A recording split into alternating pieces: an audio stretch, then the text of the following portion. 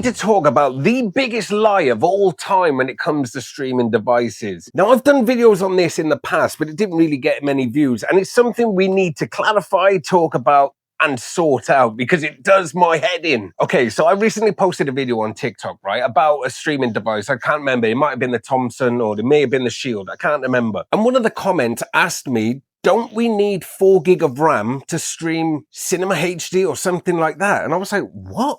But it's actually a valid question and it's something we need to talk about. But before we do, if this video has helped in any way, if it's been educational or you've learned something, please hit that subscribe button. We're on the way to 200,000 subscribers and it would help me out massively. Right, first of all, let's talk about this. The daddy of streaming devices, the NVIDIA Shield. What is the difference between this and the Amazon Fire Stick? Quite a lot. Okay, I get it. Let's talk about the RAM specifically. This has 3 gig of RAM. The Amazon Fire Stick has 1 gig. Well, until recently where it upgraded to 1.5 gigabytes of RAM. And this is important, right? Because the Amazon Fire Stick is one of the most popular, or if not the most popular, next to Roku, streaming device ever. Yet it's only had 1 gig of RAM for years. And most people would believe that this is a powerhouse because it's got 3 gig of RAM. But it's not. We are going to talk about the biggest misconception, the biggest lie ever when it comes to streaming. The amount of people, especially on Facebook, I see kicking off because a device only has 2 gig of RAM. That's a load of shit. It hasn't got 4 gig of RAM. That's a load of shit. Mine has got 8 gig of RAM. Yes, but what CPU has it got? What GPU has it got? And how is the network card on it? These are the 3 biggest and most important factors of any spec when buying a streaming device, and I'm going to tell you why. First of all, RAM. RAM is short for random access memory. RAM is only good for really intense usage, like gaming, or for multitasking, which is why the Amazon Fire Stick has always had 1 gig of RAM. However, on the newest versions of the Fire Stick, they have 1.5. That's because it now supports picture-in-picture. You can see your Alexa doorbell or your Ring doorbell, whatever it's called, whilst watching a movie. That is multitasking. But on the Amazon Fire Stick, there's no app switcher. There is no multitasking. You literally just use one app at a time unless you're using that picture-in-picture. Whereas the NVIDIA Shield has multitasking. If you double press the remote, you can switch between apps. That's because you can multitask on here. That's because you can game on here. And that is because it's built for gaming. And that 3 gig of RAM helps.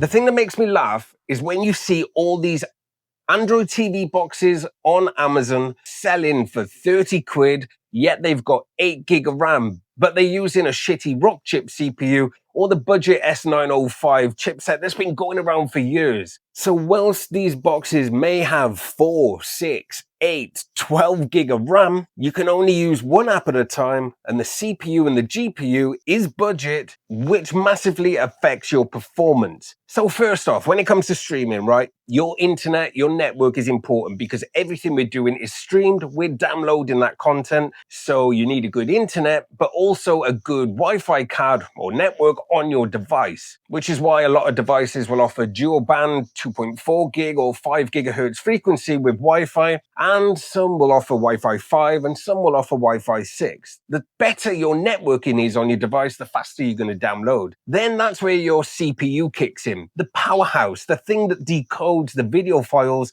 that you're downloading, the thing that processes your audio, all that bitrate, everything that's going on for you to see that 4K video, to get that Dolby Vision, the HDR10 Plus. It's all being decoded from your CPU. That is the heart and brain of your streaming device. That is the most important. And then you've got your GPU, your graphics card, which really does show when you're navigating through your menus how quick and snappy it feels, which is why the NVIDIA Shield and the Amazon Fire Stick are snappy devices, especially the later versions, because they've got a very good CPU built into them. Whereas these budget devices, even though they've got 4, 8, 10, 12 gig of RAM, they are using shit budget CPUs and GPUs, which is why they're often slow and laggy. And of course, the devices aren't Google certified, so you can't get the likes of Netflix on them. And that's why you can get an 8 gig of RAM box for about 30 quid, because the power side of it is shit. So whenever you come across people on Facebook or in the comments on videos kicking off about RAM and how important it is, or the fact that they've got 4, 8, 12 gig of RAM, tell them you don't know what you're fucking talking about. RAM is the biggest misconception ever when it comes to streaming devices. There's 3 things that are important when choosing a box. That is your CPU, first of all, your GPU, and the network. Of course, also the support for services like HDR, Dolby, Atmos, and all that stuff. But we're talking hardware spec. That's the 3 most vital things. If you're not multitasking, if you're not app switching, if you're not gaming on your streaming device, don't even look at RAM. In fact, most ads on Amazon, or even if you look at the likes of the Fire Stick on Amazon, you won't see the amount of RAM it's got because it isn't important. It doesn't matter. So for you guys that are obsessing around RAM, stop it. It doesn't matter. It means nothing. Because I bet your bottom dollar, if you haven't got an NVIDIA Shield, you're not gaming and you're not multitasking. So stop blowing the smoke up the RAM's ass. What? It works. And I'm often asked, what is the best streaming device, right? That's an open question. In fact, I'm on a mission to find that out because I have recently switched from the Amazon Fire Stick to the Shield. I'll be doing a video on that and my experience coming up soon. So make sure you sub for that. And I've also got my hands on a load of boxes, even budget H96s, Thomson 270s. I'm on a mission to find the best alternative to the Amazon Fire Stick. So stick around for that because that's going to get interesting as well. But if you do want to have a look at the boxes I recommend, including these Thomson boxes, which are the UK equivalent to the Onbox in the States, then I've got a brand new website. I'm going to link it up in the video description. It's leetvstreaming.com. There's a store on there with everything I recommend, including a VPN deal with 83% off. All that is on there, plus some news articles as well. Go and check the website out. But the point of this video is to stop you guys that obsess around RAM and give you a bit of information and education, hopefully, to understand why it's not important. And if you've learned anything from this video, let me know in the comment section.